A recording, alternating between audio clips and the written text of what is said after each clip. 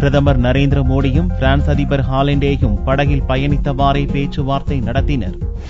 3 நாடுகளில் 9 நாள் சுற்றுப்பயணம் மேற்கொண்டுள்ள பிரதமர் நரேந்திர மோடி முதலாவதாக பிரான்ஸ் நாட்டிற்கு சென்றுள்ளார். பிரான்ஸ் அதிபர் பிரான்கோயிஸ் ஹாலண்டேயுடன் மோடி நடத்திய பேச்சுவார்த்தையின் போது இரு நாடுகளுக்கு இடையில் 17 ஒப்பந்தங்கள் கையெழுத்தாகின.